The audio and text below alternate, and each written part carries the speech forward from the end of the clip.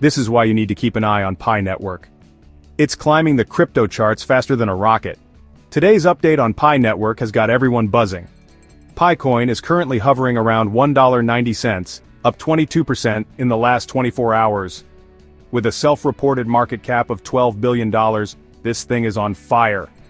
But here's the real kicker. Binance's listing vote for Pi ends tomorrow, and a whopping 86% are in favor. If it gets listed, we could see PiCoin hitting anywhere between $5 and $30. Since its mainnet launch on February 20th, 6.5 billion Pi have migrated with 1.5 billion available for sale. And guess what? The top 10 accounts, including 5 major exchanges, saw their Pi holdings drop from 250 million to 245 million. Supply is shrinking, folks. With Pi Day coming up on March 14th, expect some big announcements that could send prices soaring. And if CoinMarketCap updates its data, Pi might just break into the top 20 global crypto rankings. So, are you ready for the next big crypto wave? Hit that subscribe button for more updates, and don't forget to like, comment, and share.